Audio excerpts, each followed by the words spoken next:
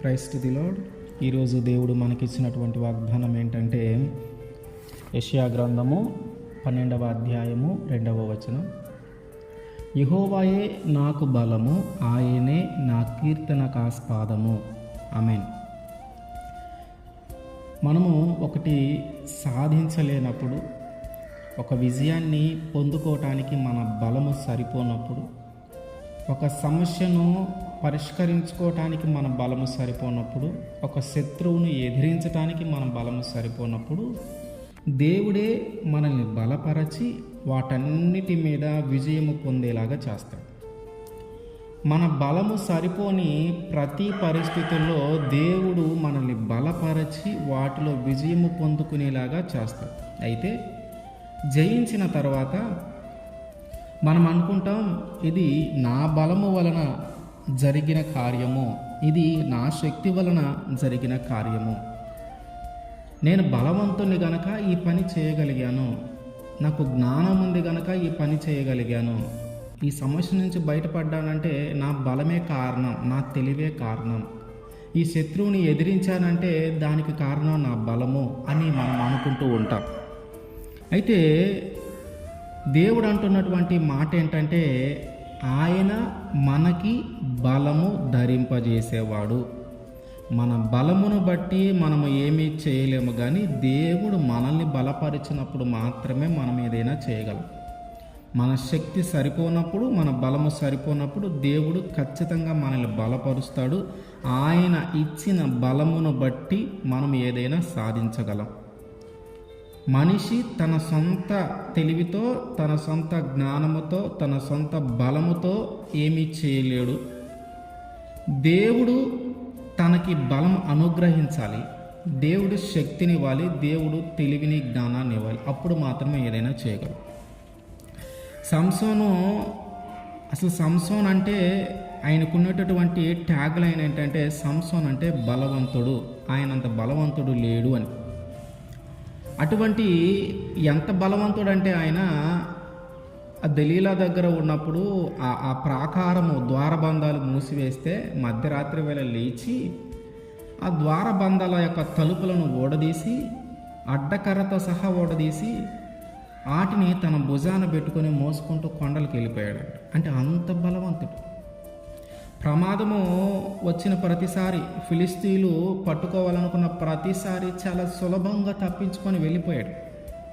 అంటే ప్రతిసారి ఆయన తప్పించుకొని వెళ్ళిపోవటానికి కారణం ఏంటంటే, ఆయనలో ఒక బలం ఉంది, అది దేవుడు ఏర్పాటు చేసిన బలం. ఎన్నోసార్లు ఆమె అడుగుతూ ఉంది, ఏంటి నీ బలం, నీలో ఉన్న మహాబలం ఏంటి, సాధారణ మానవుల కంటే కూడా నువ్వు ఇంత బలముగా ఉండటానికి కారణం ఏంటి అని అడుగుతూ ఉంటే ప్రతిసారి ఏదో ఒకటి చెప్పుకుంటూ వస్తూ ఉన్నాడు, కానీ అసలైన నిజం ఏమీ చెప్పాల. అసలైన నిజం ఏంటంటే, ఆయన జన్మించటము ఒక ప్రత్యేకమైన రీతిలో ఏర్పాటు చేయబడింది. ఆయన పుట్టుక ఒక ప్రత్యేకంగా ఏర్పాటు చేయబడింది. ఒక ప్రణాళికతోనే ఆయన్ని దేవుడు ఏర్పాటు చేశాడు. తన తల మీదకి మంగళ కత్తి రాలేదు అంటే, తన యొక్క వెంట్రుకలు పుట్టిన దగ్గర నుంచి ఇంతవరకు కత్తిరించలేదు. అంటే దేవుడు తన వెంట్రుకలలో బలము పెట్టాడు. ఆ వెంట్రుకలు ఎప్పుడైతే కత్తిరిస్తారో అప్పుడు తనలో ఉన్న బలమంతా పోతుంది. అయితే ఆ వెంట్రుకలు కత్తిరించినంతసేపు ఆయన ఎక్కడికైనా వెళ్ళు, ఒక కొదమ సింహం అడ్డొస్తే ఒక మేక పిల్లలను చీల్చినట్టు చీల్చేశాడట, చేతులు ఏమీ లేకపోయినా.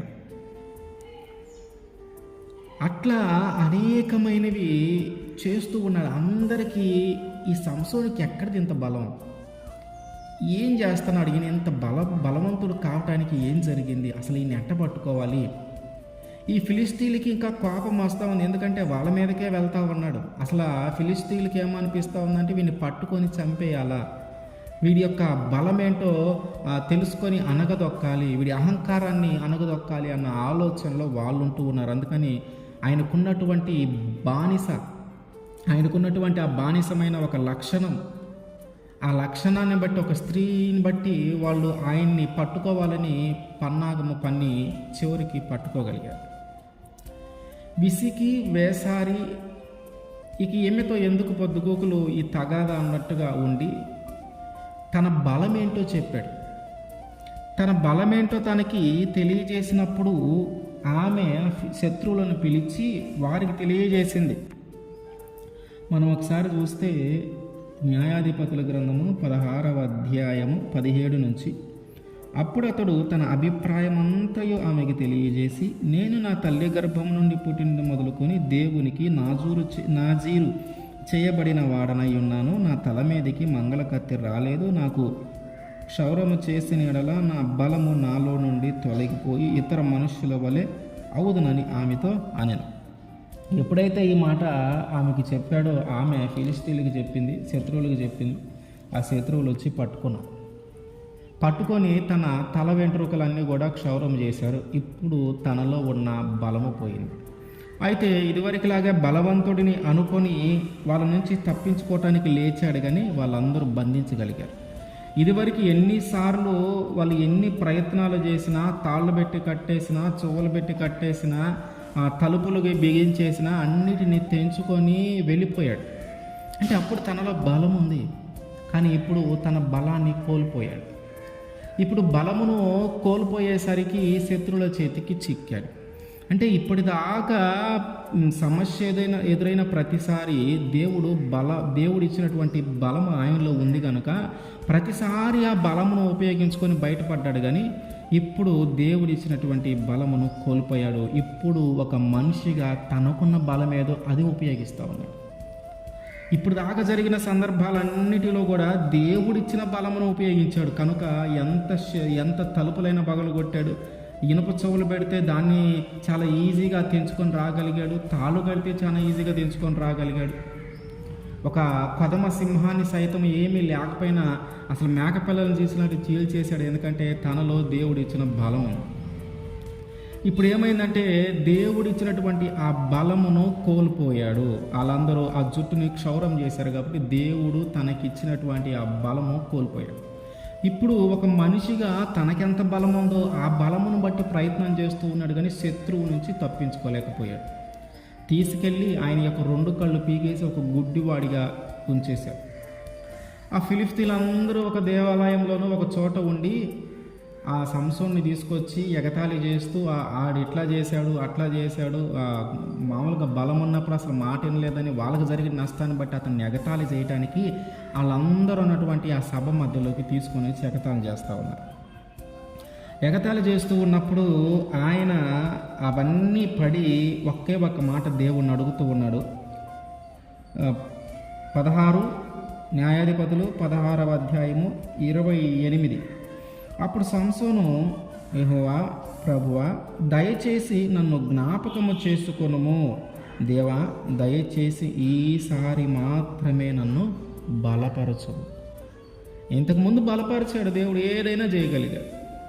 కానీ ఆ నాజీరుగా ఉన్నటువంటి ఆ యొక్క రహస్యాన్ని తెలియజేసుకొని ఆ బలము దేవుడు ఎందుకు ఇచ్చాడో తెలియజేసుకొని దాన్ని పోగొట్టుకొని ఇప్పుడు అడుగుతున్నాడు, ఇంకొక్కసారి మాత్రమే నన్ను బలపరచయ్యా, ఇంకొక్కసారి మాత్రమే నీ బలముతో నన్ను నింపమని అడిగి ఆ దేవాలయానికి ఆధారముగా ఉన్న స్తంభాలు ఏవైతే ఉన్నాయో వాటిని గట్టిగా పట్టుకొని దేవుడు బలపరచాడని నమ్మి ఆ రెండిటిని లాగేస్తే అదే ఆధారం కనుక ఆ దేవాలయం అంతా కూడా పడిపోయి అందులో ఉన్న ఫిలిష్తీయులందరూ కూడా, తన శత్రువులందరూ కూడా సంసోనుతో పాటు చనిపోయారు. ఎంతమంది చనిపోయారంటే ఆయన బ్రతికుండంగా ఎంతమందిని అయితే చంపాడో చచ్చిన తర్వాత ఆ చనిపోయేటప్పుడు అంతకంటే ఎక్కువ మందిని చంపి చనిపోయాడు. అంటే తనతో పాటు అందరూ చనిపోయారు.